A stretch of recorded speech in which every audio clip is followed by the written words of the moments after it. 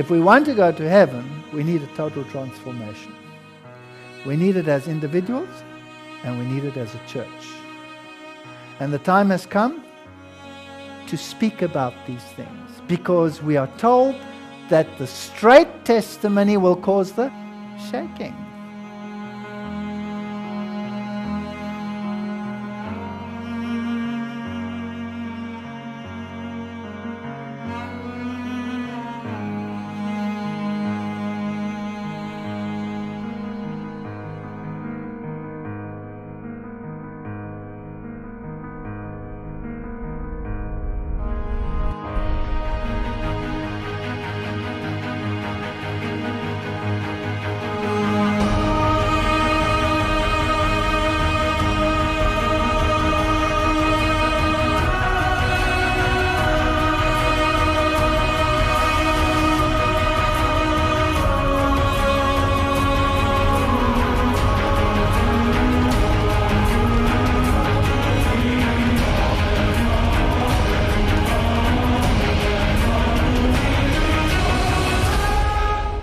We will have to have a total transformation.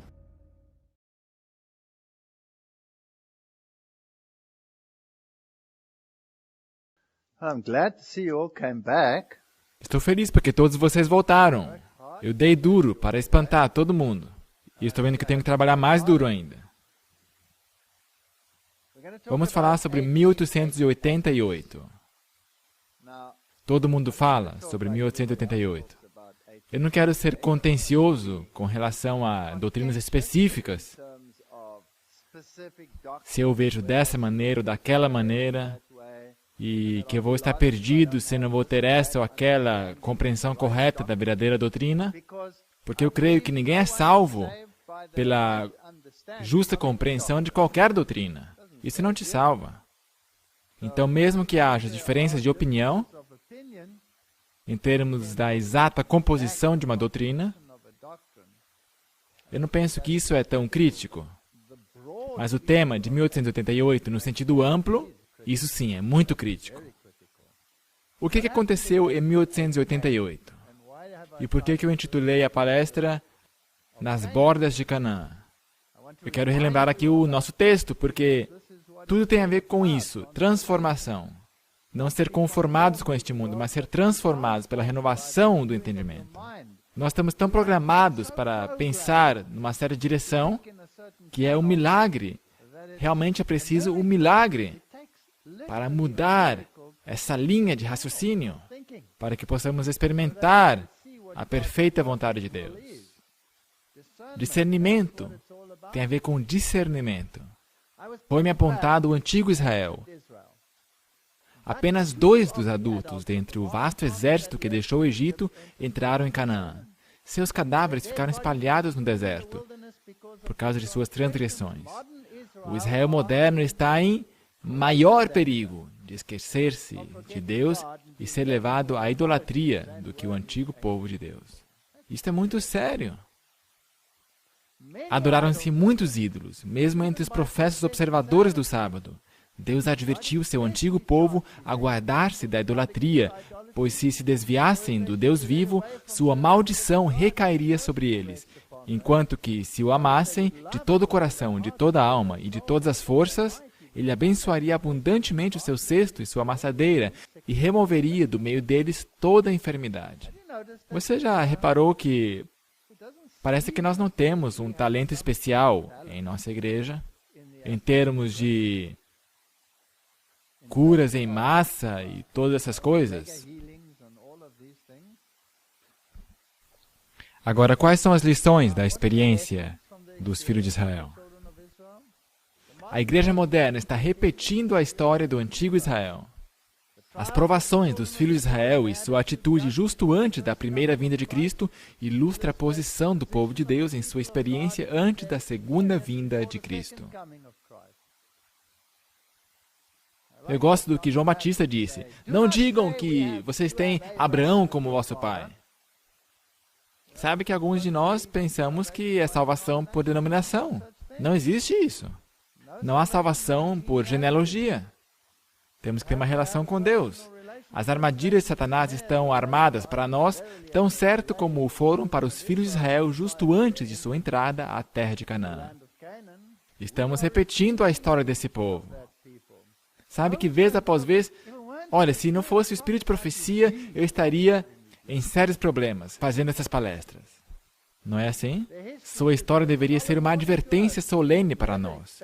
Nunca devemos esperar que, quando Deus tem luz para o seu povo, que Satanás vai ficar tranquilo e fazer nenhum esforço para preveni-los de a receberem. Guardemo-nos para que não recusamos a luz que Deus envia, porque não vem de uma forma que nos agrada. Se existem pessoas que não veem e aceitam a luz para si mesmos, que não fiquem no caminho dos outros. Há demonstrações interessantes. Os céus e a terra tomam hoje por testemunhas contra vós, de que te tenho proposto a vida e a morte, a bênção e a maldição. Então ela cita aqui esse verso que vocês já conhecem. Maravilhoso. Este cântico não era histórico, mas profético. Enquanto recontava o maravilhoso trato de Deus com o seu povo no passado, também prefigurava os grandes eventos do futuro, a vitória final dos fiéis quando Cristo vier em poder e glória. Portanto, essas coisas estão anotadas para nós. Tem a ver conosco. E nós temos que fazer a aplicação. Agora, Cades Barneia tornou-se, para mim, uma parte muito especial, relevante na tipologia. Que coisa espantosa aconteceu ali. E não só uma vez, duas. Amamos repetir nossos erros. Deuteronômio 1, verso 2. 11 jornadas, ou dias, desde Horebe, caminho do Monte Seir, até Cades Barneia. Deuteronômio 1, verso 5. Além do Jordão, na terra de Moabe, começou Moisés a declarar esta lei, dizendo: O Senhor nosso Deus nos falou em Horebe, dizendo: Assaz vos haveis demorado neste monte. Voltai-vos e parti. Vocês já ficaram muito tempo aqui nessa montanha. O que foi dado na montanha, aliás? A lei? Ide a montanha dos amorreus e a todos os seus vizinhos, a planície, a montanha, ao vale, ao sul, etc, etc e tal, até o grande rio, o rio Eufrates. Eis que tenho posto essa terra diante de vós. Entrai e possuí a terra que o Senhor jurou a vossos pais, Abraão, Isaque e Jacó, que a daria a eles e a sua descendência depois deles. Ide e possuía. Já ficaram muito tempo aqui. Avançando eles, o caminho se tornou mais difícil. Seu percurso estendia-se através de barrancos e desolação estéril. Conseguiu visualizar? Tudo em redor deles era o grande deserto. Vocês sabem que eu estava tão feliz quando eu fui batizado. Ali estava eu. Agora a vida começava, não é? E tudo estaria bem a partir de agora. Não, não, não. Foi aí que o pesadelo começou. Terra de chanecos e de covas, terra de sequidão e sombra de morte, terra em que ninguém transitava e na qual não morava homem algum. Jeremias 2, verso 6. Amigo, terrível. As gargantas de pedra, de longe e de perto, estavam repletas de homens, mulheres, crianças, com animais e carros, e longas fileiras de rebanhos e gado. Sua marcha era necessariamente lenta e trabalhosa, e as multidões, depois de seu longo acampamento, não estavam preparadas para suportar os perigos e incômodos do caminho. Isso aí somos nós. Somos nós. Depois de 3 dias de viagem, só 3 dias, e todas as rodas caíram. E de onde que veio isso? Da mistura de gente. Quem são eles? Somos nós. Muitos, dentre a qual, não se achavam unidos completamente com Israel, estavam continuamente a espreitar qualquer motivo de censura. Os queixosos não se agradavam com a direção da marcha. Por que por aqui? Tem um pilar de nuvem aqui em frente de nós, mas, sabe, esse pilar deve estar errante. Estavam continuamente achando erros no caminho em que Moisés os estava guiando. Coloque o disco tipológico aí. embora bem soubessem que ele, assim como todos, estavam seguindo a nuvem que os guiava. O descontentamento é contagioso e logo espalhou-se pelo arraial. Eu aprendi a lidar com algumas situações na minha vida. Sabe que muitas pessoas se assentam ao meu lado e reclamam sobre isso ou aquilo, ou sobre alguém. E quando reclamam sobre alguém em particular, e se alguém estiver por perto, diz: eu escutei alguma coisa, vem cá, por favor, repita aqui para mim o que você disse. Fim de papo, não acontece outra vez.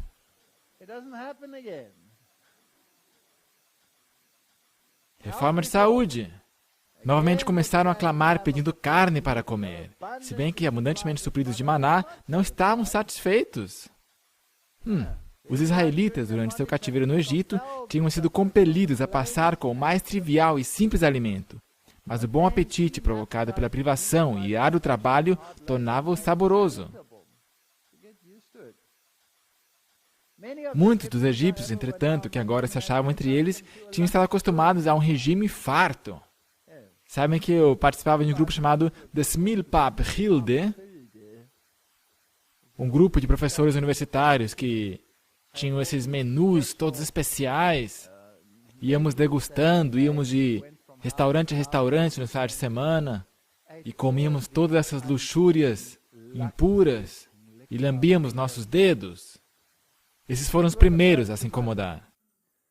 Ao dar o maná, precisamente antes de Israel chegar ao Sinai, o Senhor lhes concedera carne em resposta a seus clamores, mas esta lhes foi fornecida apenas um dia. Nós vamos falar sobre isso mais tarde. Então Miriam e Arão começaram a murmurar. Isso é fascinante. Eles representam a quem? O sacerdócio. Eles começaram a criticar. Isso não iria acontecer em nossos dias, né? Criticaram Moisés e seu casamento, e a Miriam ficou leprosa. Será que nós não criticamos ainda mais o Moisés antitípico? Será que nós temos sacerdotes e levitas que criticam algumas coisas? Quando Zípora se reuniu a seu povo no deserto, viu que os encargos dele lhe estavam esgotando as forças e deu a conhecer seus temores a Jetro, que sugeriu medidas para o aliviarem. Agora, como ousaram consultar alguém de fora? Isso é ridículo. Então, a antipatia de Miriam para com Zípora começou aí.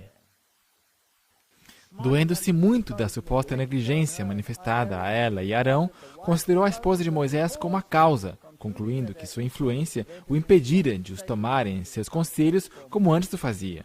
Agora, houvesse Arão permanecido firme pelo que era reto e poderia ter reprimido o mal, mas em vez de mostrar a Miriam a pecaminosidade de sua conduta, compartilhou-lhe os sentimentos e deu ouvidos às suas palavras de queixa, e assim veio a partilhar de seus ciúmes. Bem, nós conhecemos a história. Miriam ficou leprosa, seu orgulho foi humilhado até o pó. Ficou leprosa. E a Miriam foi expulsa do acampamento por 7 dias, apesar de já estar curada, de uma forma milagrosa pela intercessão de Moisés. Agora preste bem atenção, o símbolo do favor divino não repousou de novo sobre o tabernáculo até que ela fosse banida do acampamento. Agora, Miriam não era qualquer pessoa, não era ela uma profetisa? Portanto, era uma pessoa de alto escalão dentro da igreja. E mesmo ela teve que ser banida até que o favor divino pudesse regressar. É interessante isso para hoje. Toda a multidão teve que ficar esperando. Portanto, toda a multidão foi detida por quantas pessoas? Uma. Deuteronômio diz, então partimos de Horebe e caminhamos por todo aquele grande e tremendo deserto que vistes, pelo caminho das montanhas dos amorreus, como o Senhor nosso Deus nos ordenara, e chegamos a Cádiz Barneia.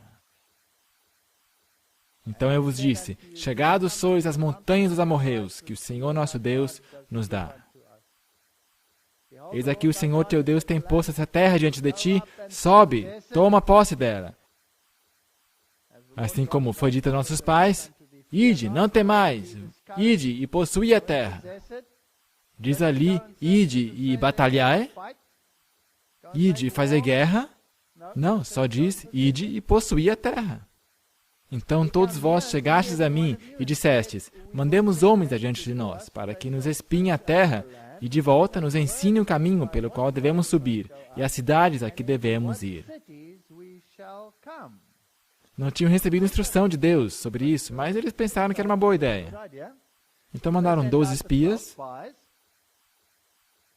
e começaram, os 12 começaram quando voltaram, fomos à terra que nos enviaste, diziam eles, e verdadeiramente mana leite e mel, e este é o fruto. E o carregaram entre 2 deles. Eu nunca pensava que isso seria possível, até que eu vi um cacho de uvas na África do Sul, que tinha mais ou menos esse tamanho. Um cacho.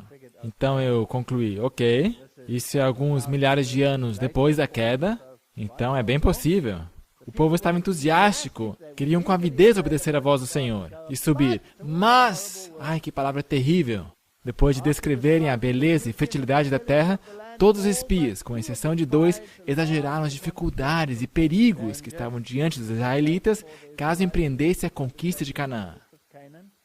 Enumeraram as poderosas nações localizadas nas várias partes do país e disseram que as cidades eram muradas e muito grandes e que o povo lá era muito forte, que seria impossível vencê-los.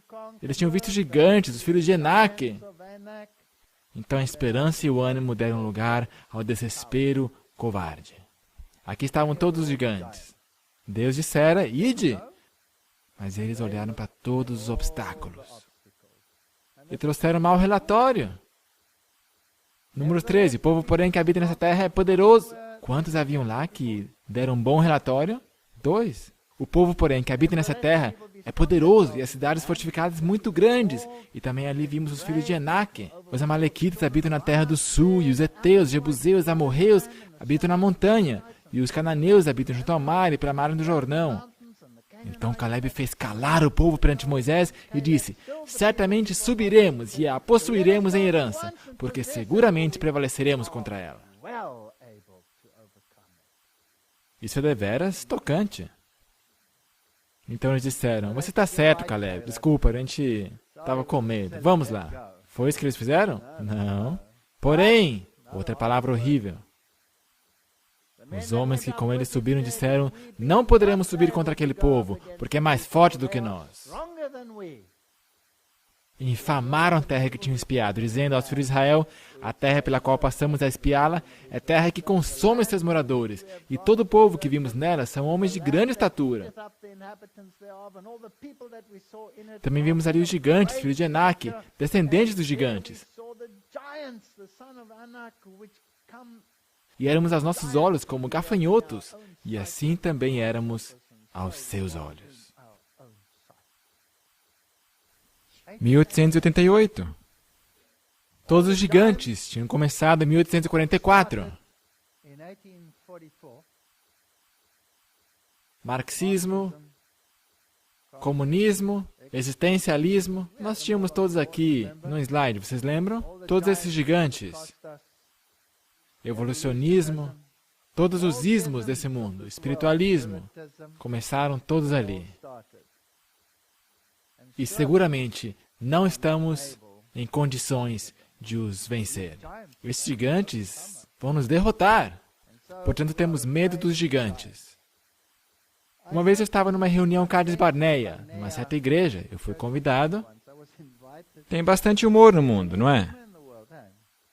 Eu tinha sido convidado a essa cidadezinha da África do Sul e era para eu dar algumas palestras às pessoas ali. Havia, de fato, um grupo de pessoas, mais ou menos 200 pessoas, que estavam guardando o sábado por si mesmos, e esta é uma igreja não adventista. E me convidaram para vir e fazer palestras. Isso é incrível para uma igreja não adventista. E quando comecei as palestras, bem suavemente, eles se levantaram e disseram, não, a gente não quer esse assunto light. Queremos saber quem é o anticristo, queremos saber sobre a marca da besta, queremos saber por que você guarda o sábado, queremos ouvir todas essas coisas. E eu falei sobre tudo isso, e foi maravilhoso. E depois eu vim para a minha própria igreja. Num dia de sábado. Eu estava sentado na minha própria igreja, e esse jovem pastor subia a plataforma e começa a pregar. Ele diz, tudo que temos que pregar é o amor de Jesus. Eu não tenho problema com isso. Eu gosto do amor de Jesus. Porque os outros poderes no mundo são muito mais instruídos do que nós. E não temos nenhuma chance de competir contra eles. Não temos outra evidência a não ser o amor de Jesus. E é isso que temos que pregar. Tome o exemplo da evolução. Todas essas mentes brilhantes do mundo, todos os gigantes de Amaleque, todos eles creem na evolução. Não temos nenhuma chance. Eu não sei por quê. Agora, era a África do Sul. Ele, por algum motivo, não me conhecia. Agora, todo o auditório sabia que eu estava sentado ali. Ele dizia, não temos nenhuma chance contra ele. Tudo que podemos pregar é sobre o amor de Jesus. Não temos nenhum argumento contra eles. Suas muralhas são fortificadas. São tão fortes, não temos esperança. Não vamos conseguir vencê-los. E eu balançava minha cabeça e dizia à minha esposa, meu amigo, eu não vou dizer nada. Eu só fiquei sentado lá balançando minha cabeça. E ele viu. E ele disse ali, ei você ali, balançando sua cabeça. Você não sabe sobre o que você está falando ou o que você está pensando. Você não tem nenhuma chance contra aqueles evolucionistas. Nenhuma chance, você não entende nada. Foi um encontro Kadesh Barnea bem interessante. Porém, eu queria dizer para ele, desculpa, quem é esse gigante chamado evolucionismo, esse filisteu incircunciso? Tudo que você precisa é uma pequena pedrinha redonda. Tudo que vai acontecer é que ele será derrubado, eu vou lhe separar a cabeça do seu corpo. Você está com medo de lutar contra os gigantes? Isso foi em 1088. A evolução estava aflorando. O que dizer sobre o evolucionismo hoje? Será que ele cresceu? Será que fortificou suas cidades e fortificou suas muralhas? Será que penetrou nas câmaras legisladoras do mundo? Nas câmaras legislativas, sim ou não? Será que é obrigatório ensiná-lo em universidades? Será que seus filhos têm que ser submetidos à mentira de que Deus é um mentiroso, dizendo que criou em 6 dias? Quem que é esse filisteu incircunciso? Certo? Do que precisamos? Precisamos de alguns Calebes hoje. Precisamos de alguns Calebes, porque esta mesma atitude, porque essa atitude pode ser aplicada a todos os ismos. Ecumenismo. Esta é a única forma que podemos alcançar as pessoas. Precisamos mostrar-lhes o amor que temos em nós. E todos vão capitular e guardar o sábado. Alô? Eles vão te desestabilizar pelas costas? Eles não vão capitular. Eles são os gigantes de Amaleque. E a única forma de ir e conquistá-los é dizer, quem que é esse filisteu incircunciso? Que está no caminho dos exércitos do Deus vivo. Não há lugar para meios termos em nenhuma dessas histórias. Então o que acontece? Éramos como gafanhotos à sua vista. Não temos nenhuma chance nisso. O que é isso? Isto é ausência absoluta de fé. Então toda a congregação levantou sua voz e o povo chorou naquela noite. E todos os filhos de Israel murmuraram contra Moisés e contra Arão, e toda a congregação lhes disse, quem dera tivéssemos morrido nessa terra do Egito, ou mesmo nesse deserto. Eles ainda pegaram pedras para ir apedrejá-los. E diziam uns aos outros, constituamos um líder e voltemos ao Egito. Nós não iríamos fazer isso, iríamos? Não, não nós. Eu estava numa das nossas universidades grandes, bem grandes. E havia 2 departamentos. Um deles lidava com geologia e assuntos como esse, e outro era um departamento oficial.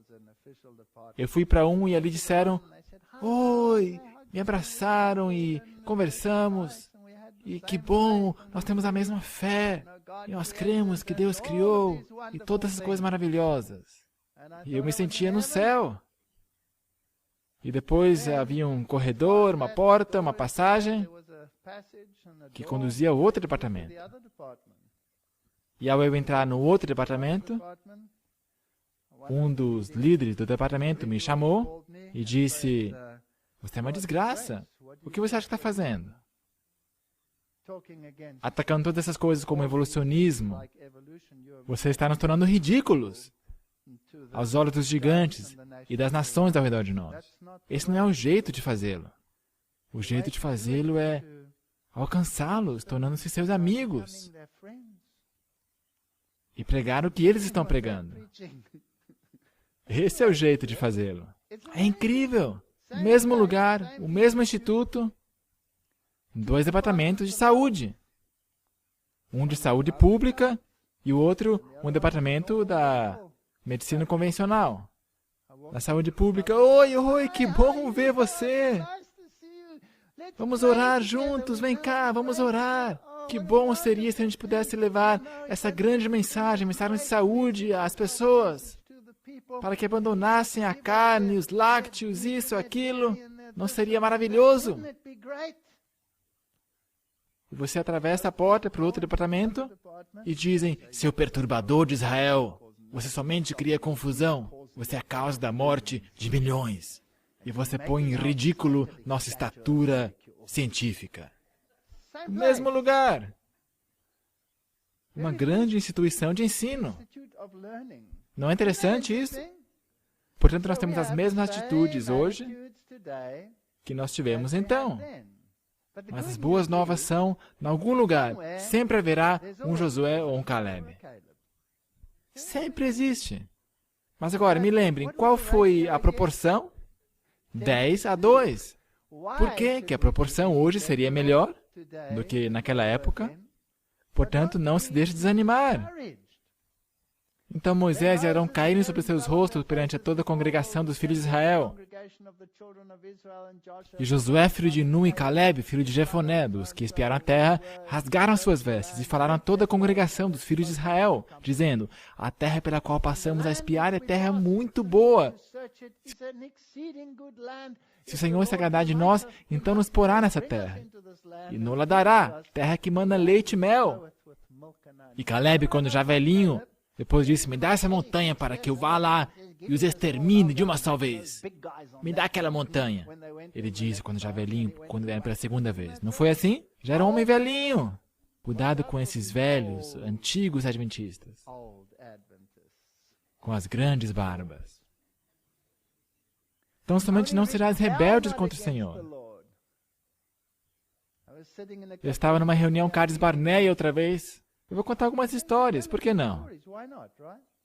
Porque reflete a realidade. E não conta essas histórias para dar um sabão ou tirar sarro de qualquer pessoa. Eu só quero mostrar os paralelos. E que nós estamos exatamente no mesmo barco. Havia esse indivíduo, e ele estava transigindo. Ele não queria dizer que era uma cronologia curta, e por outro lado, ele também não queria dizer que eram bilhões de anos. Então, ele transformou em milhões de anos. Milhões. Então, eu fui para ele e lhe disse: pessoas proeminentes. Eu não estou falando de membros leigos normais. Pessoas de alto escalão. Eu falei para ele: por que você está fazendo isso? Você sabe que o mundo científico nunca vai aceitar os seus poucos milhões de anos. Eles falam de bilhões de anos. Eles acham você patético quando você diz que foram milhões de anos. E se você não for para o outro lado, para o lado de Deus, Deus vai dizer porque você está transigindo. É patético. Você está de fato sentado entre duas cadeiras. Você não é aceito pelo que Deus diz, e você não é aceito pelo mundo científico. Você está sentado sobre o limbo. Tome uma decisão, ou sente ali ou sente aqui. Mas que negócio é esse de querer sentar entre as cadeiras? Ele não ficou muito encantado comigo. Se o Senhor se agradar de nós, então nos porá nessa terra. E não serás rebeldes contra o Senhor. Mas toda a congregação disse que os apedrejassem com pedras. Eles vão te apedrejar também. Eles vão te apedrejar. Eles vão te excluir. Eles vão dizer: esse homem aí não pode aparecer no canal da Esperança. Ele prega a criação em 6 dias. Não nos podemos dar ao luxo de ser tão ridicularizados pelo mundo. Podemos? E os homens que Moisés mandara espiar a terra, e que voltando fizeram murmurar toda a congregação contra ele, aqueles mesmos homens que infamaram a terra, morreram de praga perante o Senhor.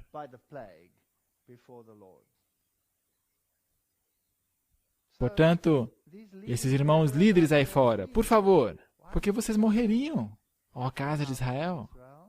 Arrependei-vos, convertei-vos de vossos maus caminhos e vivei.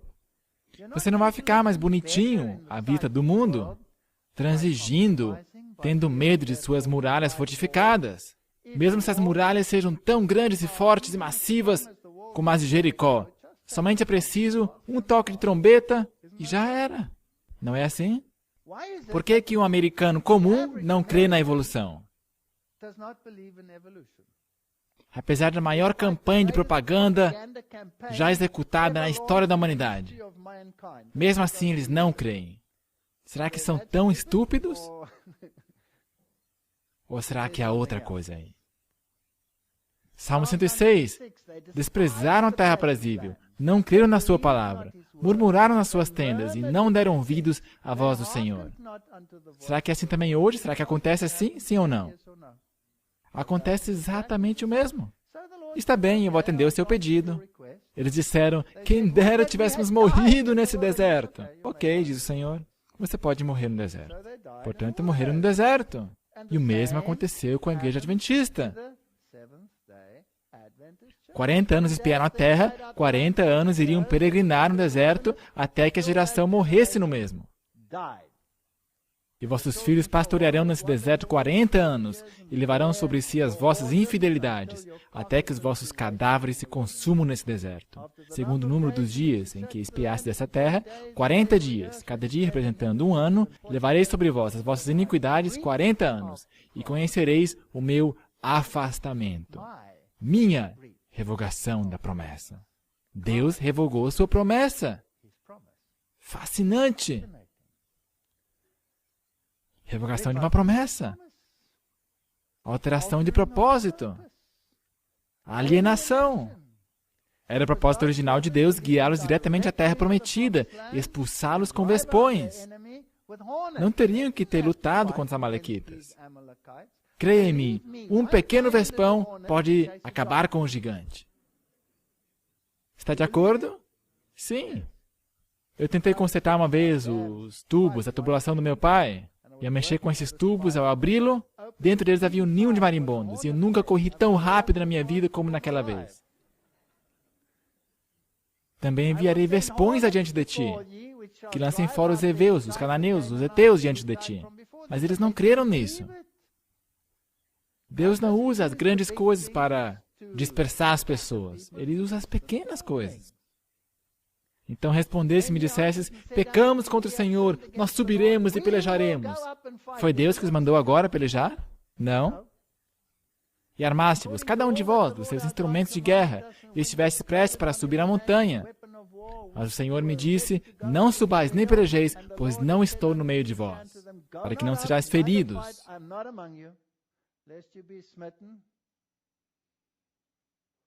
Estavam tão terrivelmente cegados, diz Patriarcas e Profetas. O Senhor nunca lhes mandara subir e pelejar. Não era seu propósito que adquirissem a terra pela guerra, mas pela obediência estrita às suas ordens. É interessante como é que isso funciona. Eu fui desafiado 1000 vezes ou mais de participar de debates em rádio, televisão, em assuntos de saúde, evolução ou outros desses temas. Muitas vezes. Eu me recusava estritamente a participar de qualquer debate. Por quê? Porque num debate, o que faz mais barulho é o que ganha. A verdade não vence necessariamente. Então eu disse, não, eu vou defender a minha posição, vocês podem defender a posição de vocês, e as pessoas podem tomar suas decisões, e os dados vão cair aonde caírem. Eles me burlaram, eles me convidaram para participar numa grande estação de rádio. Eles tinham todas as suas escopetas ali de um lado, e eu não sabia disso, que a oposição estava sentada ali. E eles tentaram tirar sarro de mim, me minimizaram, e foi incrível. Mas sabe o que me admirou? Se você está enredado numa situação assim e não é a tua culpa, é incrível como Deus permite que eles caiam no próprio buraco que eles cavaram. Foi incrível. Portanto, se os seus argumentos acabam, o que eles têm que fazer, necessariamente? Atacam o homem, certo? Se você não tem mais argumento, ataque a pessoa. Eles fizeram isso comigo na universidade de vocês, aqui, nesse mesmo lugar, nessa mesma cidade. Vocês têm duas grandes universidades. Uma universidade tem a ver com o Rio e a outra também tem a ver com o Rio, não é assim? Foi numa das universidades de Rio.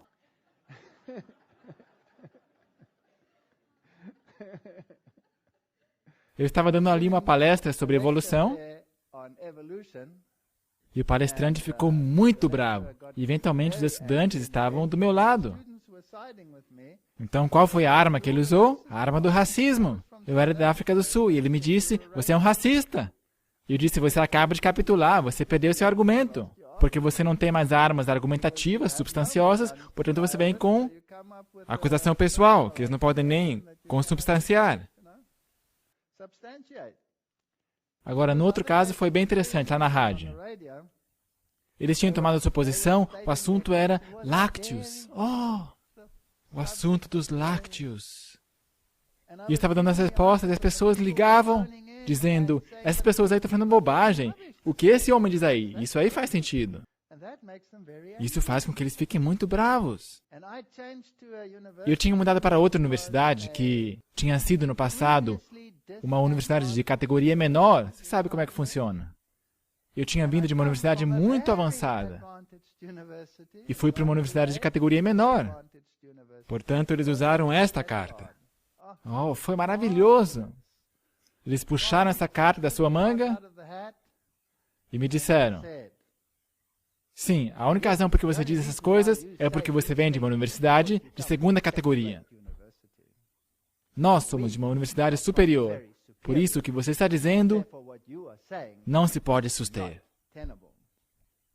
Eu disse, isso é muito fascinante, porque hoje em dia tudo é na base de publicações, o que está publicado. Quer dizer que vai além mar e é examinado pelas mesmas pessoas que examinam vocês. Portanto, não existe nada disso como segunda categoria ou primeira categoria. Mas só me deixa fazer uma pergunta aqui para vocês.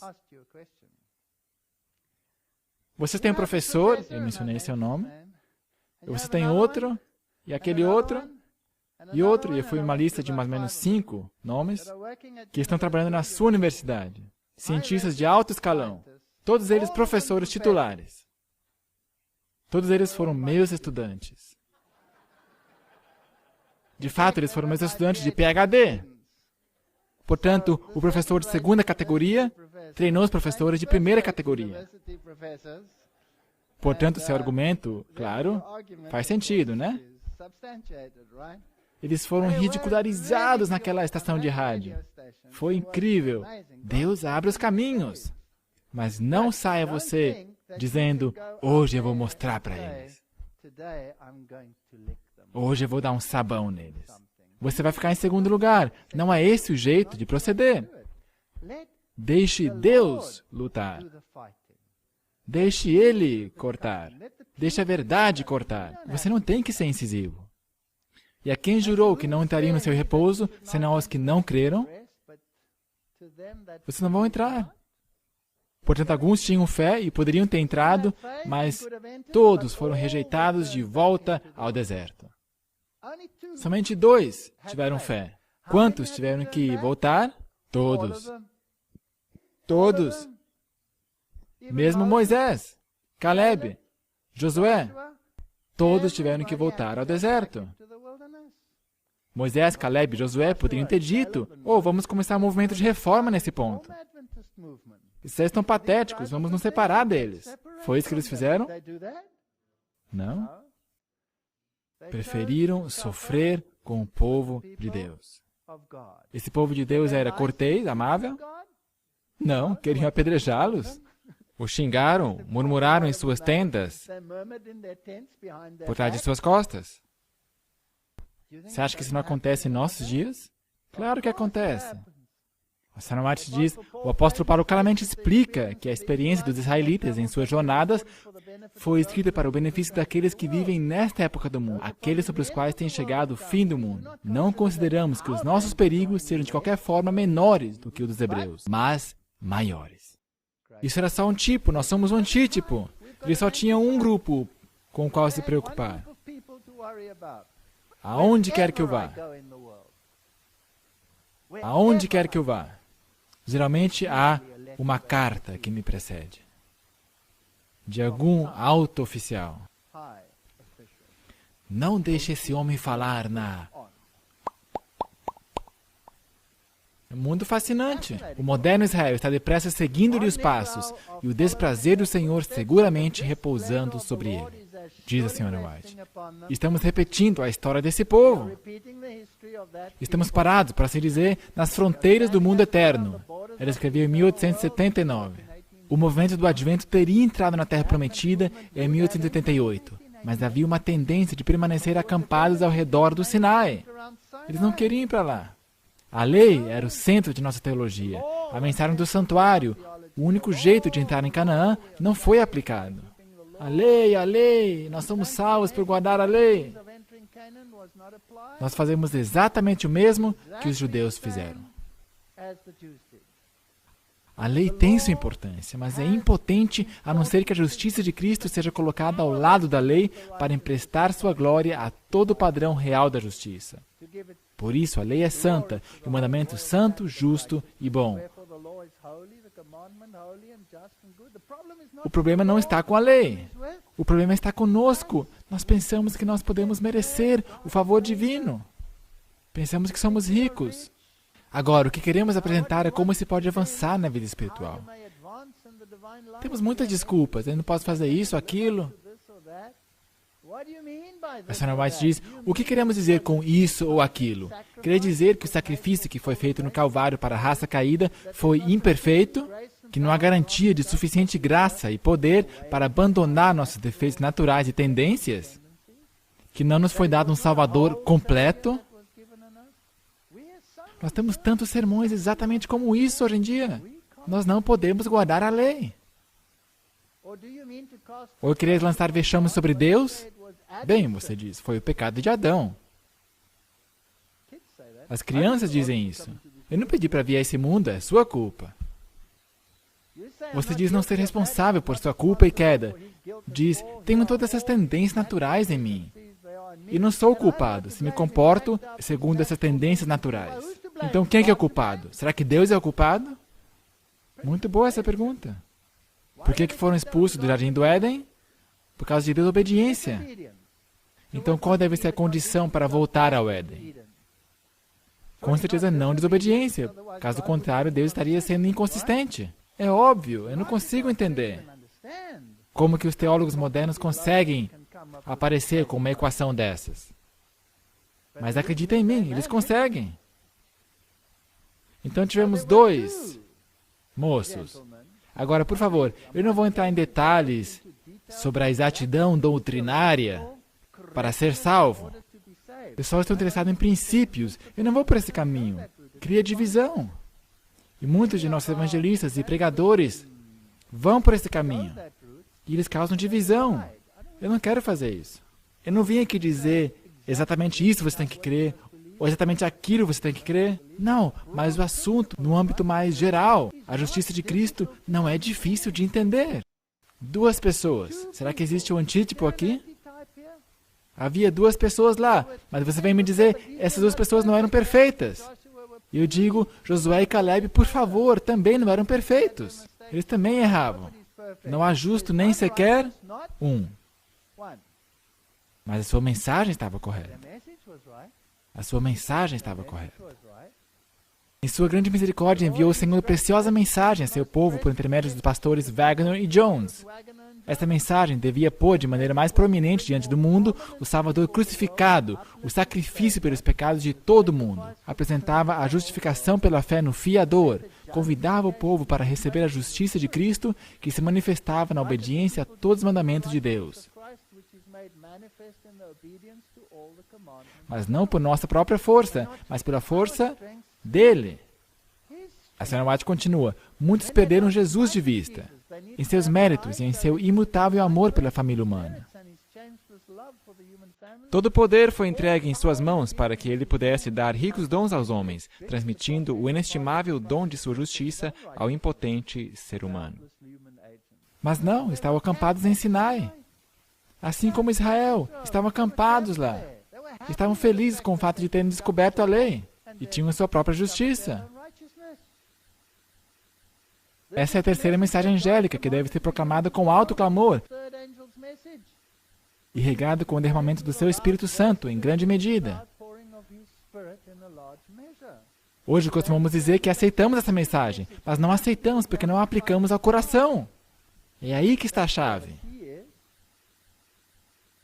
A mensagem do terceiro anjo é a proclamação dos mandamentos de Deus e da fé de Jesus Cristo. Os mandamentos de Deus têm sido proclamados, mas a fé de Jesus não tem sido proclamada pelos adventistas do sétimo dia como de igual importância. E a lei e o evangelho andando de mãos dadas. Não encontro palavras para expressar esse assunto em sua plenitude. Eu fiz toda uma palestra aqui uma vez sobre a fé de Jesus. Não é suficiente ter fé em Jesus. Eu preciso da fé de Jesus. A fé que está disposta a ir até a cruz, todo o percurso. Se fala sobre isso, mas não se entende. Não há nenhum erro aqui quando diz a fé de Jesus. A senhora White escreve: tem-me sido feita a pergunta, o que você acha da luz que esses homens estão apresentando? Ora, eu a tenho apresentado a vocês nos últimos 45 anos, os encantos incomparáveis de Cristo. É isso que eu tenho tentado apresentar à mente de vocês. Segundo a luz que Deus me tem dado, seremos separados e dispersos, vários de nós. Tereis de permanecer em lugares solitários. Não tereis conexão com qualquer espírito dirigente, do qual possais juntar forças. Tereis de permanecer com nada mais do que seu Deus ao seu lado, e saber que Ele está do seu lado. Queremos estar conscientes de que Ele está ao nosso lado hoje, e que Ele está conosco ao nos reunirmos nessa casa. Deveis recordar que o mestre das assembleias está aqui. Isso é incrível.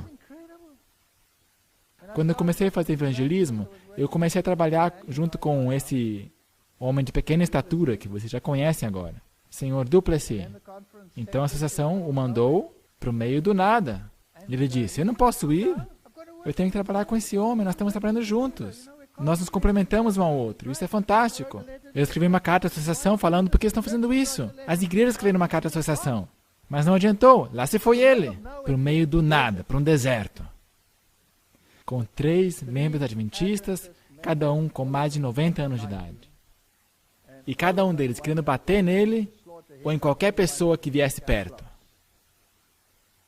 Eu pensei, que desperdício. Mas sabe de uma coisa? Eu fui forçado a trabalhar por conta própria. E ele foi forçado a trabalhar por conta própria.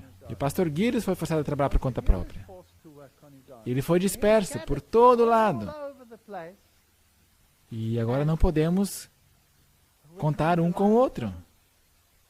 Não podemos. Quando chegamos a um lugar plano, encontramos problemas, aí vem turbulências e não podemos recorrer a ninguém, exceto a quem? A Deus. Ninguém exceto Deus. É uma lição. É um livro com lições para nós. Seria bonito sair como? De 2 em 2. Mas nós ainda conseguimos fazê-lo ocasionalmente. É tão fantástico. É um sentimento de... mas é um luxo que eu temo que não possamos nos dar. Deus não permite que o barco esteja ao léu de um piloto ignorante. Ele está no comando. E então trabalharemos em ordem.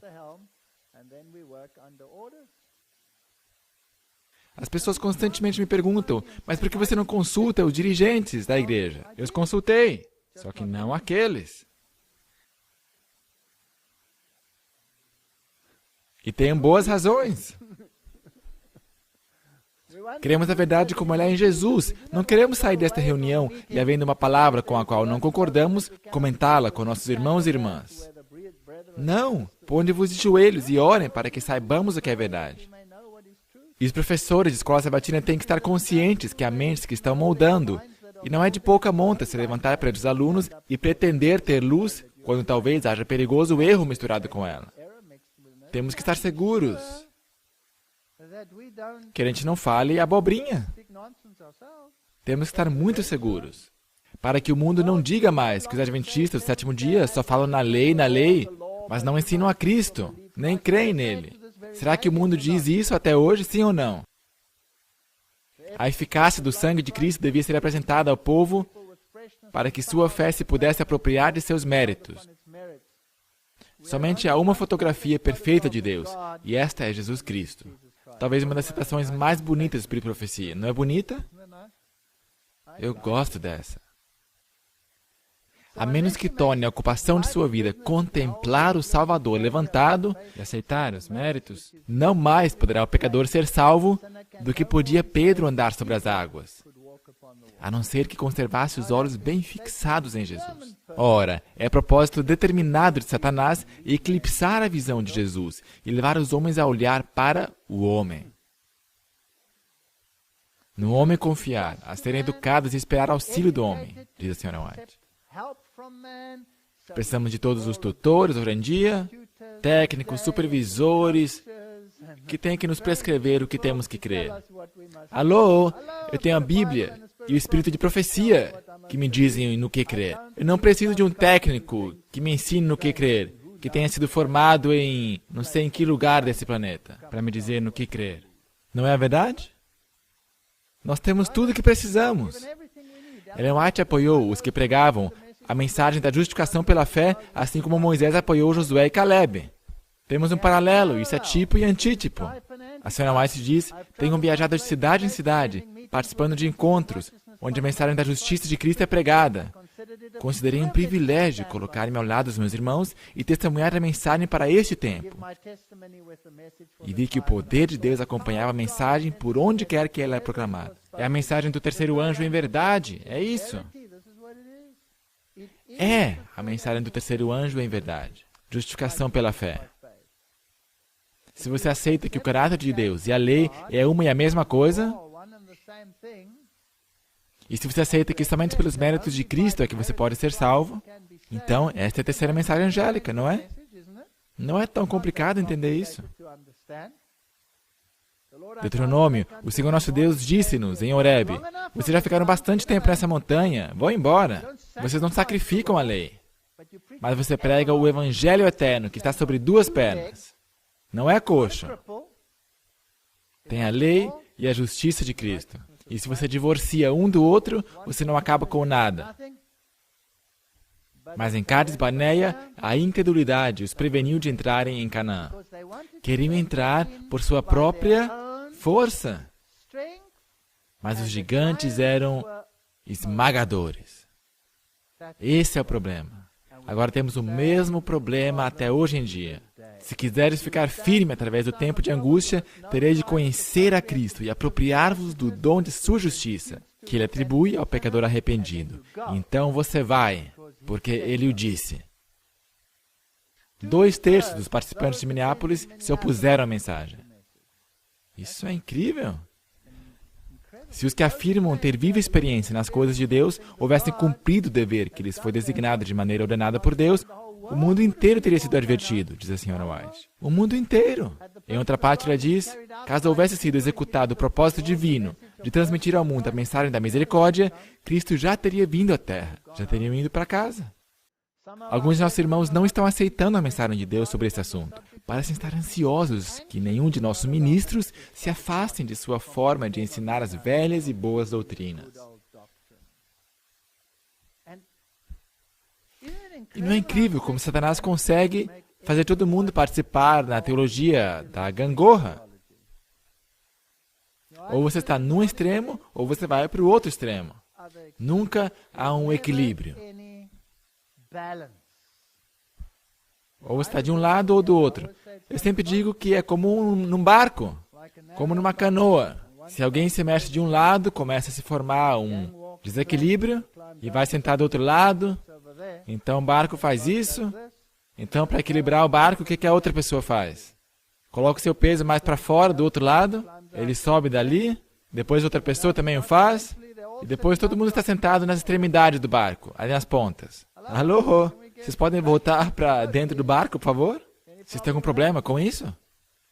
Assim como os 10 espias infiéis concentraram seu criticismo em Moisés, Caleb e Josué, assim os delegados de Minneapolis fizeram o mesmo com o Antítipo.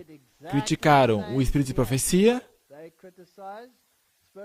e criticaram Jones e Wagner. Os que Deus enviou com uma mensagem são simples humanos, mas qual é o caráter da mensagem que levam?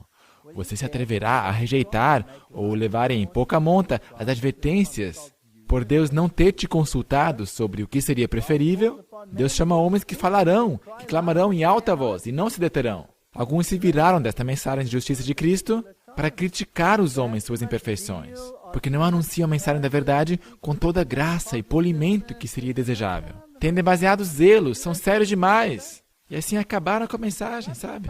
Será que eles criticam da mesma forma hoje? Eu amo esses paralelos. A mensagem que traria cura, vida e conforto a várias almas cansadas e sobrecarregadas é em certa medida excluída. Cristo registrou todas as falas duras, orgulhosas, desdenhosas, ditas contra seus servos, como ditas contra si mesmo.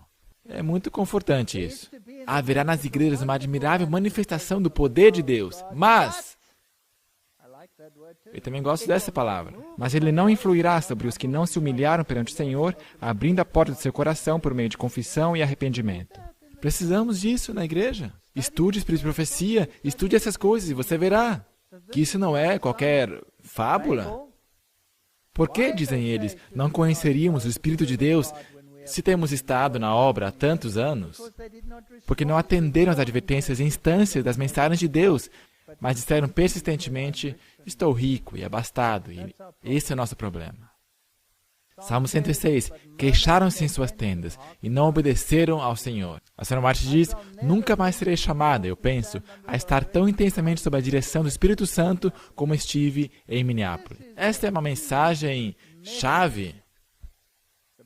Ela menciona os bereanos, os sentinelas sobre os muros, e então, lamentavelmente, ela diz, é bem possível que os irmãos Jones e Wagner sejam vencidos pelas tentações do inimigo. Mas caso tal venha a ocorrer, isso não seria prova de que eles não receberam uma mensagem de Deus. Olha, isso aqui é importante. Nós nos tranquilizamos e dizemos, mas eles se apostataram depois. Por isso, sei lá, não. Talvez eles se desencorajaram e então apostataram. Portanto, talvez haja outros culpados também. Você não pode tomar isso como desculpa, porque eles de fato se apostataram, abandonaram a fé. Mas se isso viesse a ocorrer, quantos tomariam essa posição e entrariam num engano fatal, porque não estão sob o controle do Espírito de Deus? Esses caminham nas faíscas que eles mesmos acenderam e não conseguem distinguir entre o fogo que acenderam e a luz que Deus tem dado, e andam em cegueira como fizeram os judeus. O pecado por parte do mensageiro de Deus faria com que Satanás se regozijasse, e os que têm rejeitado o mensageiro e a mensagem triunfariam. Mas de forma alguma ficariam inocentados os homens que foram culpados de rejeitar a mensagem da verdade enviada por Deus. Não temos nenhuma desculpa. Nenhuma desculpa.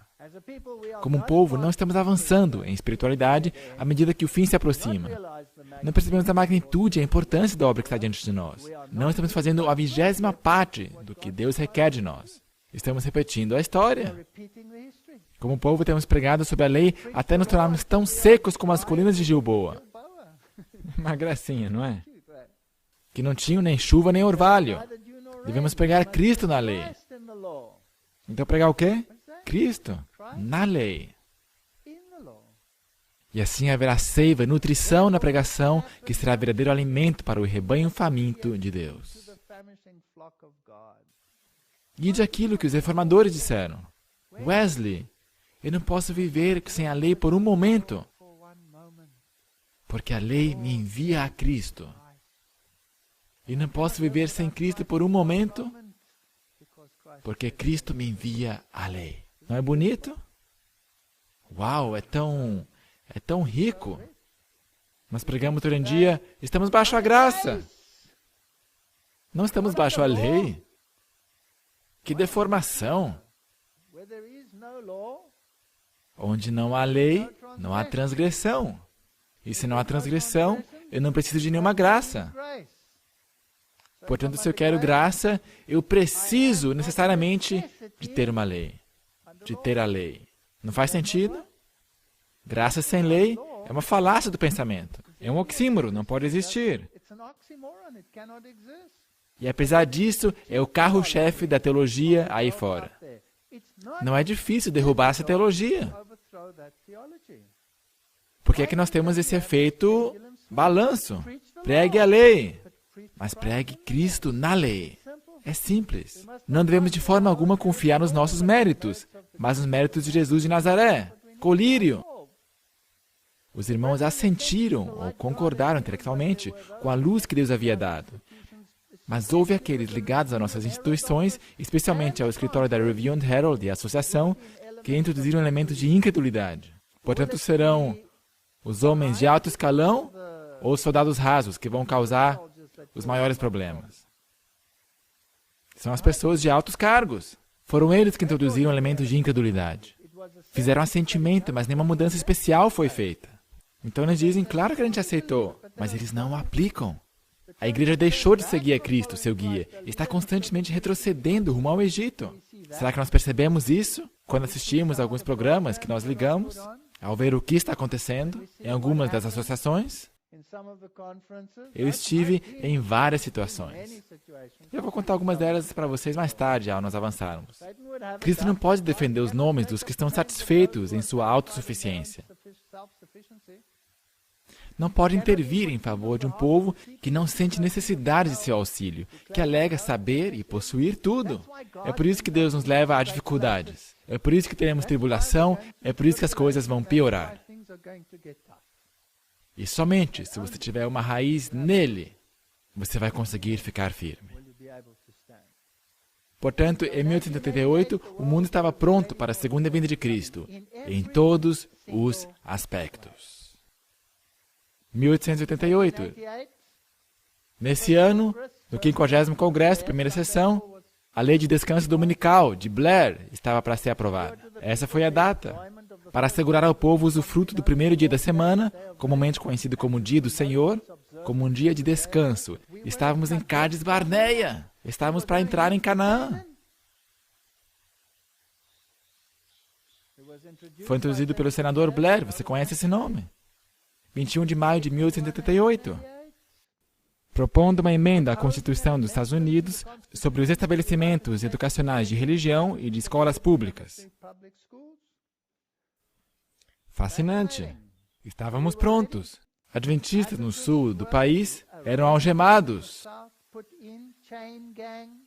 porque se recusavam a guardar um falso sábado. A Aliança do Dia do Senhor, quando que foi fundada? Em 1888. Essa aliança foi fundada nesse ano. Aqui está a página dele, você pode conferir lá. 1888. Datas fascinantes.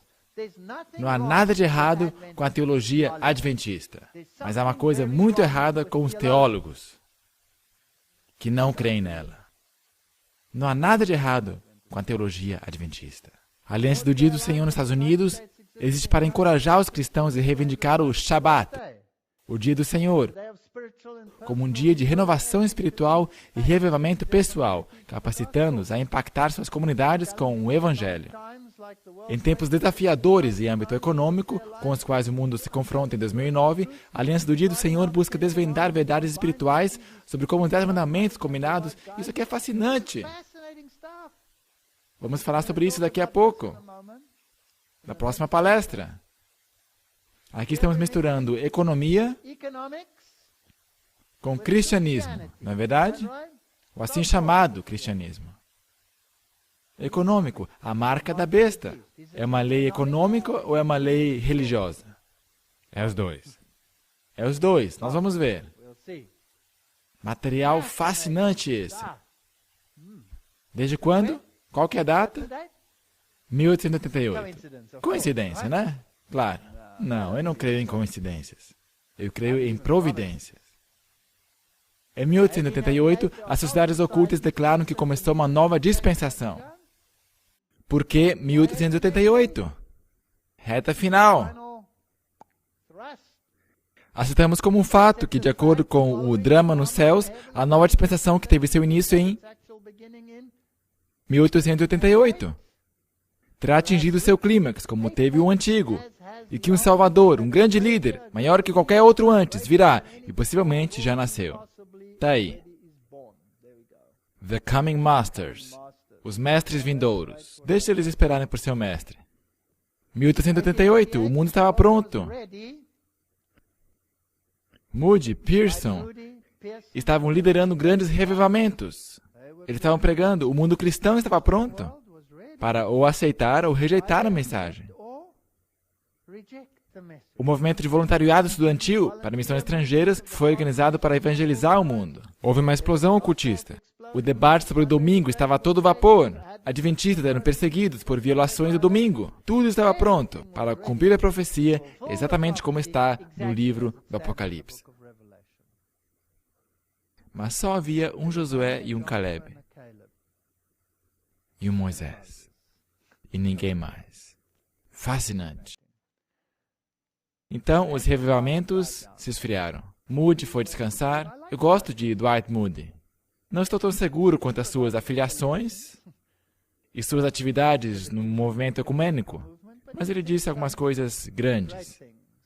Um dos meus favoritos era quando o irmão estava orando publicamente na igreja e não parava de orar, então ele se levantou e disse: congregação, cantemos o hino tal e tal, enquanto nosso irmão termina a sua oração. Então você pega no White e ali diz: orações públicas devem ser curtas. Direto ao ponto. Cara legal. A opinião de um colaborador. Fés se encontram no Parlamento Mundial das Religiões. Logo depois de 1888, temos um Parlamento Mundial de Religiões vindo à existência. Estão aí os gigantes crescendo. Se pensamos que os gigantes eram grandes então, quanto mais hoje em dia? Será que podemos nos confrontar com um poderoso movimento ecumênico? Podemos? E por que então participamos deles? Porque pagamos suas mensalidades. Fascinante! Em 1893, o Parlamento de Religiões Mundiais de Chicago se reuniu para juntar as religiões pela primeira vez. Tudo isso aí já começou em 1844. Mas aqui estavam se organizando, estavam fortificando suas muralhas. Eles sabiam que Israel estava vindo. Aqui está, 1893, o Parlamento de Religiões Mundiais. União Federal ou Confederada. Concílio Federal de Igrejas. Todas essas coisas se juntando. 100 anos mais tarde, as coisas certamente mudaram. O Parlamento Mundial das Religiões está outra vez a caminho aqui. Em Melbourne, com mais de 6.000 participantes. Santidade, Dalai Lama, todo mundo se juntando, se mobilizando, valorizando as tradições religiosas. Cadê a Bíblia? Quem se importa com a Bíblia? Na verdade, vamos nos concentrar em nossas tradições. Aqui, ó, salvação pela dança. O Parlamento de 2009 é um contingente de mais de 100 seminaristas dos Estados Unidos. A Fundação Henry Luce. Todas essas entidades maçônicas. Mas eu não quero entrar aqui em teorias de conspiração. Mas ele é maçônico. Isso aí você já percebeu, né? Conspiração para lá, conspiração para cá. Ele é maçom. Os seminaristas tiveram que, previamente, ter aulas especiais em suas escolas sobre a diversidade de religiões. A urgência da cooperação interreligiosa. A União Teológica Católica, o Seminário de Hartford, Escola Rabínica de Hebreu, o Seminário Luterano Trinity, União, Yale, Harvard, Vanderbilt. A metade deles são controlados por jesuítas, de qualquer forma. Portanto, com a rejeição da doutrina da justificação pela fé, o Adventismo também experimentou a maior apostasia em sua curta história. O Israel moderno rejeitou o testemunho do Espírito de profecia tão prontamente e tão literalmente como Israel em Cádiz Barneia. É por isso que esses reitores em nossas universidades podem dizer: não podemos ser ditados por uma mulher com somente 3 anos de educação convencional. Isso é como pegar a bússola e lançá-la sobre bordo. E vagar, vagar, vagar, em direção a Roma. A Senhora White diz, não era da vontade de Deus que Israel vagueasse 40 anos no deserto. Ele desejava conduzi-los diretamente à terra de Canaã, estabelecê-los ali como um povo santo e feliz, mas não entraram por causa da incredulidade. Fizemos nós a mesma coisa? Sim. Mas por que não puderam entrar por causa de incredulidade? Por causa da sua apostasia. Eles pereceram no deserto e outros se ergueram para entrar na terra prometida. Da mesma forma, não era a vontade de Deus que seu povo necessitasse permanecer por tanto tempo nesse mundo de pecado e dor. Mas a incredulidade os separou de Deus ao eles recusarem fazer a obra a eles apontada. Você não vai pregar essa mensagem dos 3 anjos. Você não vai afirmar que o papado é o anticristo. Você acha que eu já escutei isso muitas vezes na minha vida? Claro, dos reis e rainhas desta igreja também. Em misericórdia para com o mundo, Jesus retarda a sua vinda, para que pecadores tenham uma oportunidade de ouvir a advertência e de encontrar nele um refúgio antes que a ira de Deus seja derramada. Portanto, o atraso antitípico, o tempo de espera, foi predito na parábola das 10 virgens. Nós sabemos disso. Quando Ellen White apelou para que Battle Creek mudasse de lugar e que instituições menores fossem estabelecidas, eles ficaram perplexos, tanto que a despacharam para a Austrália, o maior erro que já cometeram. Uma grande comunidade surgiu, aprendeu os caminhos de Cades Barnea.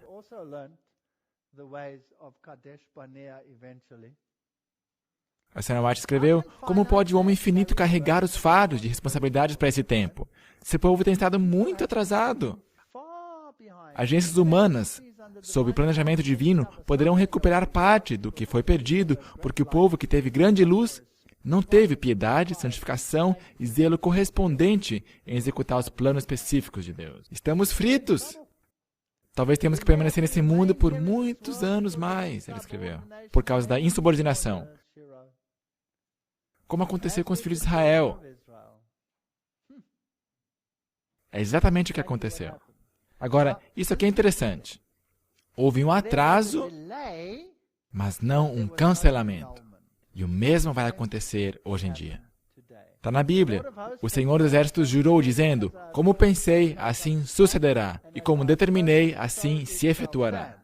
Vai acontecer, mas há um atraso.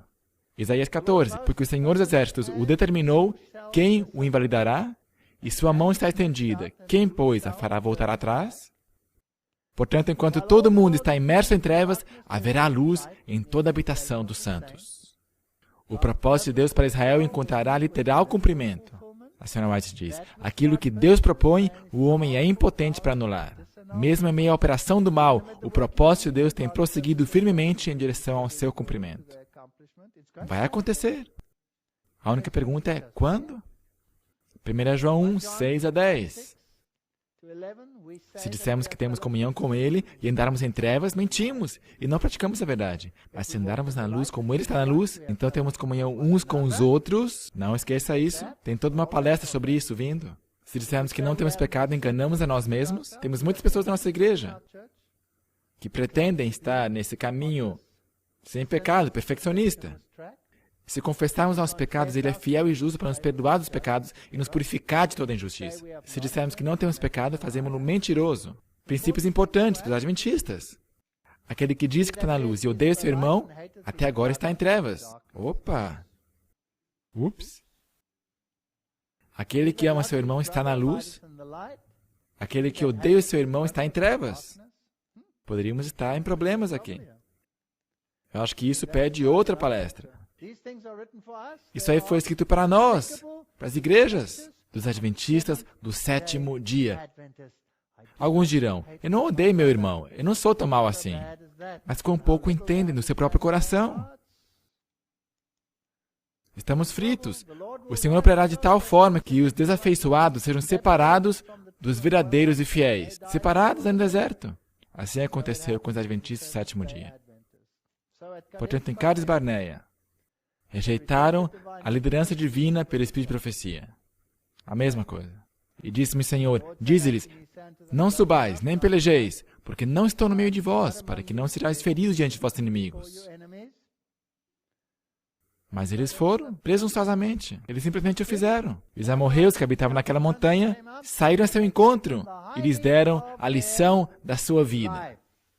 Se nós pensamos que podemos fazê-lo por nós mesmos, já era. Não podemos entrar por nossos próprios meios. Esqueça. Nós vamos entrar com o povo de Deus ou não vamos entrar por completo.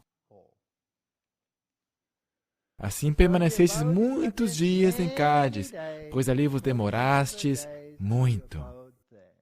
Mas o Senhor, por meio de um profeta, fez subir Israel do Egito. Efraim muito amargosamente provocou a sua ira. Portanto, deixará ficar sobre ele o seu sangue. E o Senhor o recompensará por seu opróbrio. Não endureçais os vossos corações, como na provocação, no dia da tentação, no deserto. Hebreus 3, verso 8.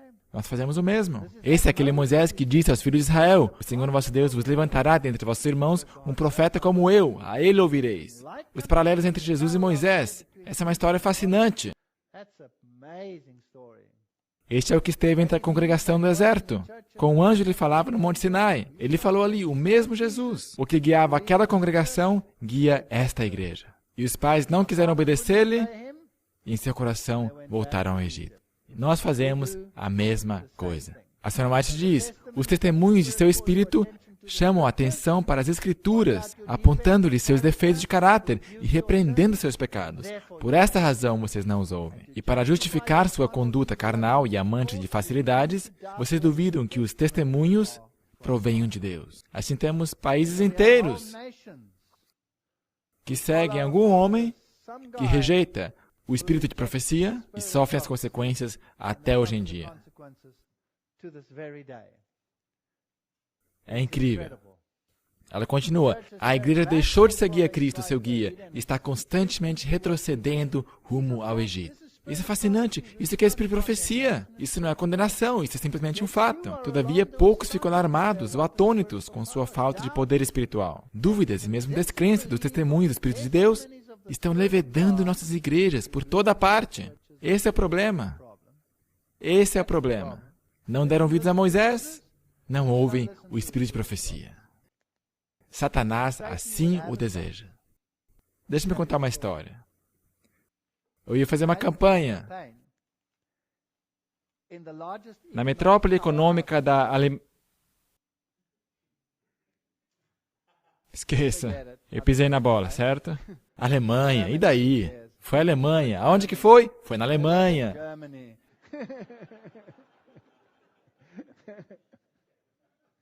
Eu fui convidado a fazer uma campanha. E ali estava eu viajando. E eu voei, eu fui recebido no aeroporto, em Berlim. E eu tive que viajar por 3 horas com um homem que eu não conhecia por nada. E fomos a essa pequena cidade onde tinha essa minúscula igreja com uma meia dúzia de membros. E por acaso era bem ao lado de nossa maior universidade. Não é interessante? De fato é. Agora, eu sinceramente não tinha ideia de nada disso. Eu era totalmente inocente. Você pode perguntar à minha esposa. Eu não sabia um dia antes quando eu iria voar, para onde eu iria voar, o que queria fazer. Eu realmente sou assim. Eu não tinha a mínima noção. Quer ver? As pessoas me ligam perguntando qual é o assunto do seu sermão no sábado tal e tal, daqui 3 anos, e quais são os hinos que você quer. Alô? Eu não sei. Então eu lhes dou qualquer coisa. Você bola aí uma coisa, eu não importo. Qualquer coisa que você escolha, eu sempre mudo. Vocês já perceberam isso, certo? Assim sou eu. Então agora eu estou sentado por 3 horas com esse homem ao meu lado, nesse carro, e isso é interessante. Por 3 horas. Agora, o que você faz quando está sentado por 3 horas ao lado de um homem num carro?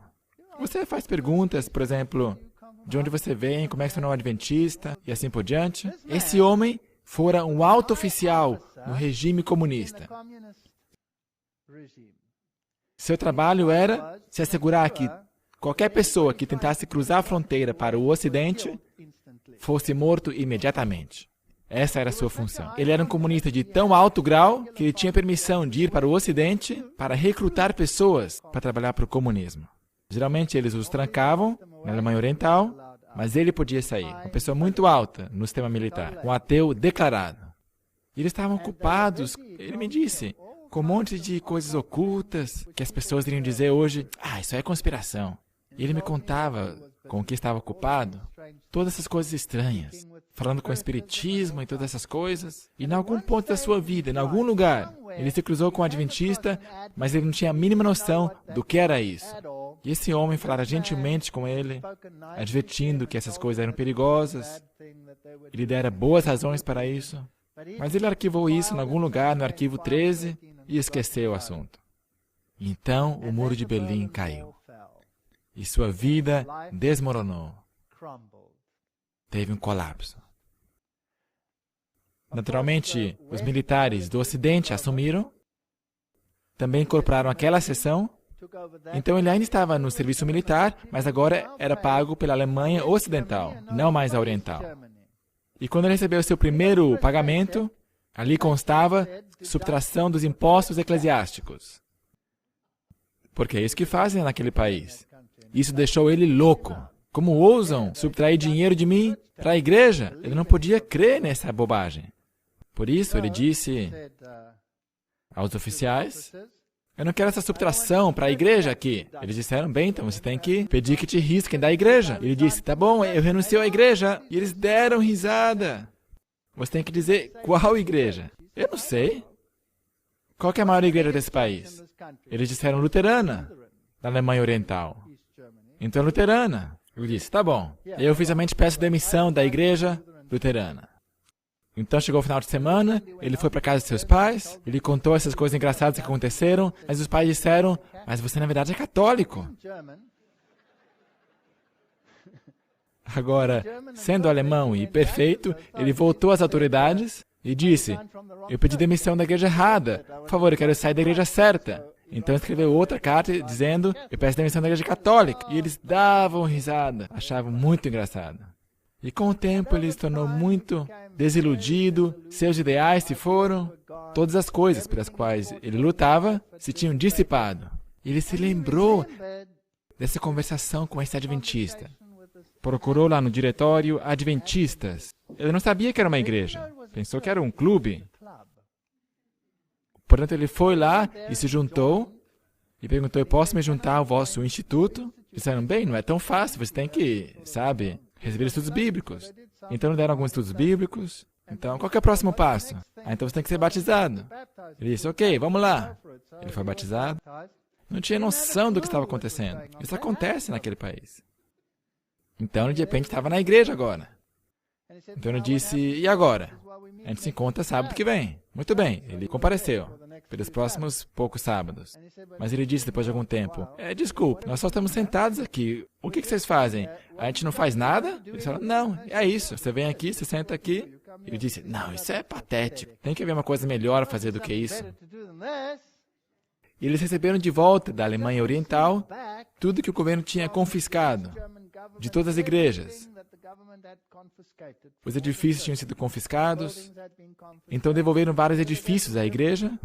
Os depósitos estavam cheios de material que foi confiscado e que foi devolvido. E falaram, bem, se você realmente quer fazer alguma coisa, então vem aqui depois do seu trabalho, durante a semana, e vamos selecionar aqui tudo que a gente pode usar ainda desse lixo que foi colocado aqui nos depósitos. O que vamos guardar? Então ele fez isso, ele começou a trabalhar. Então ele se cruzou com essa pilha de caixas. Ele foi ao pastor e disse, desculpe, eu achei esses livros aqui, o que a gente vai fazer com eles? E o homem disse, não, a gente não precisa disso, pode queimá-los. Pode usá-los para aquecer aqui na lareira. Ele perguntou, mas são adventistas os autores desses livros? Sim, são adventistas, respondeu. Mas então por que queimá-los? São antiquados, são do século passado, a gente não precisa mais disso. Não se aplica ao nosso tempo, queime-os. E o que era? Claro, eram livros do Espírito de Profecia. Ele sentiu mal de queimá-los, então os levou para casa. E começou a ler coisas como o grande conflito. E de repente, agora essa é uma história triste, porque onde ele estava? Numa igreja adventista, certo? De repente cai a ficha dele. Gente, isso é adventismo. Eu me identifico com isso, isso aqui faz sentido. Mas obviamente eu sou o único que restou. Ele pensava que ele era o único adventista que sobrou. Então ele disse consigo mesmo, eu tenho que começar a evangelizar o mundo. Mas ele se defrontou com muralhas fortificadas. Então ele começou a se mexer, foi para o seu antigo país, de cidade em cidade, achando igrejas, e lentamente começou a encontrar uma pessoa aqui, outra pessoa acolá, que ainda cria nesse negócio. Por mais antigo que fosse. E eventualmente decidiram formar um grupo e formar uma pequena igreja por si mesmos. Pessoas que ainda criam. E esta era aquela igreja minúscula. E convidaram esse fanático da África para vir e realizar uma campanha. Eu não tenho que dizer que as forças existentes na instituição, logo ao lado, escreveram uma advertência proveniente do mais alto nível, que nenhum estudante poderia participar desses encontros. Nenhuma propaganda melhor poderia jamais ser bolada. E, portanto, o lugar estava apinhado. Foi uma reunião fascinante. Realmente, foi um dos eventos inesquecíveis. Não pouparam nenhuma dificuldade. Era um grande salão, a banda da cidade estava lá. Completa, com todos os seus instrumentos. O prefeito estava lá, tudo estava pronto. Foi um encontro incrível. Lotado de estudantes. Não era para eles estarem lá, mas estavam lá. E quando estava para começar, um homem se levanta e seus olhos estavam arregalados. Ele veio até mim e gritou, e ele enfiou seu nariz no meu rosto, ou melhor, seus dedos no meu nariz, desculpa. E me perguntou, você vai pregar a mensagem dos 3 anjos? Eu olhei para esse homem e pensei, bem, sim. E ele subiu na plataforma e gritou e disse, saiam daqui, esses homens são enganadores. Eles estão pregando as 3 mensagens angélicas. É uma mensagem de condenação. Saiam daqui. E comecei a orar, Senhor, tira esse homem daí, por favor. E clamava e gritava, e gritava e clamava, e andava e ficava andando de lá para cá, e gritava, ele saiu para fora e continuou gritando lá fora. E a banda ficou quieta, todo mundo olhando. Então eu pensei, bem, vamos recomeçar. E eu voltei à plataforma, e lá no fundo uma pessoa caiu da sua cadeira, e ali estava ela deitada. Então os médicos vieram correndo e eles tentaram socorrê-la, sei lá, pegaram ela, sabe? Não foi fácil começar aquela campanha. Alguma coisa estava acontecendo por trás. Eu completei aquela campanha, acho que é chover no molhado se eu disser que eu fui banido daquele país depois disso, e foi assim. Mas é interessante, quando eu fui convidado para outra cidade, ali perto, os estudantes fretaram ônibus, para vir falar comigo secretamente, sobre todas as coisas que eram ensinadas lá, que não estavam na Bíblia, ou no Espírito de Profecia, estavam literalmente em lágrimas, dizendo, como é que lidamos com isso? Nós temos que fazer isso, são requisitos. Portanto, eu estou seguro que alguma coisa boa saiu daquele drama. Você não pode fazer nada contra a verdade, você só pode fazer uma coisa a favor da verdade. Portanto, as igrejas deixaram de seguir a Cristo como seu guia. Estão constantemente retrocedendo rumo ao Egito. Falamos sobre cursos que são compulsórios, que definitivamente não são da Bíblia ou do Espírito de Profecia, mas definitivamente são do Egito ou de Babilônia. Isso acontece em nossas igrejas. E há pessoas que suspiram e gemem sobre todas essas coisas. E estavam acanhados. Estavam com medo, algumas dessas pessoas. Nós estamos tão acanhados de defender o que é verdade. O Senhor intencionou que as mensagens de advertência e instrução dadas pelo Espírito ao seu povo deveria ir por toda parte. Mas a influência que surgiu da resistência à luz e verdade em Minneapolis teve a tendência de tornar sem efeito a luz que Deus tem dado a seu povo pelos testemunhos. As pessoas levam em pouca monta os testemunhos e esse é o resultado. Ele pensava que era o único que tinha sobrado. É uma gracinha isso? Que história formidável. Ela continua. Que outro poder o Senhor de Israel pode usar para os que lançaram suas advertências e reprovações para trás de si e atribuíram tudo como vindo de nenhuma fonte superior que a irmã White? O que podeis apresentar como desculpa no julgamento por rejeitar a evidência que ele deu em sua palavra? Pelos seus frutos os conhecereis. Qualquer interação que Deus tenha tido em e através de mim no passado, eu não demonstraria perante vocês. São as evidências presentes pelas quais sereis responsabilizados. Então, eles a enviaram à Austrália. A minha esposa e eu fomos a esse subcontinente e nós visitamos, bem, uma de suas antigas residências. Também é muito perto de uma de nossas maiores universidades em nossa igreja. Estávamos caminhando por ali, olhando para tudo isso, tirando fotos. Eu preciso, porque eu faço palestra sobre isso, não é? Então eu estava caminhando por ali, por aqui. Então um homem veio, ele olhou e nos seguiu, deu a volta. Então por um momento, sabe, eu pensei que ele estava vigiando se eu iria roubar alguma coisa. E a minha esposa se interessou por todas aquelas coisas interessantes. Havia alguns vestidos lá de Ellen G. White, onde vimos que ela não era assim tão antiquada, afinal de contas. Eram um pouquinho mais coloridas do que você iria esperar. Sabe o que eu quero dizer? Então ele olhava todas essas coisas. Então um homem veio e perguntou, o que vocês estão fazendo? Bem, estamos olhando. Por quê? Porque estamos interessados. De onde vocês são? Então nós dissemos de onde nós somos. Ele era o curador desse instituto, desse museu. E ele perguntou, você de fato está interessado nessas coisas? Ele disse, sim, isso é fascinante. Você crê nisso? Claro. Então ele se sentou e chorou. Ele chorou como um bebê, um velhinho. A minha esposa testemunha. Chorou como um bebê. A gente perguntou, o que está acontecendo? Ele falou, eu fico emocionado que alguém ainda crê. Ela é tão marginalizada. Eles estão tão envergonhados do seu nome. Tentam escondê-la de todas as formas possíveis e impossíveis. E esta é a triste condição da minha igreja. Não importa aonde você vá, se é na América do Norte, seja na Europa, se é lá no Pacífico, não importa aonde você for. Eu acabo de vir da Etiópia. Foi como voltar aos escuros anos da Idade Média. É exatamente o mesmo espírito de descrença. Quando que a minha igreja vai acordar? Quando que vamos entender que, não havendo profecia, o povo perece?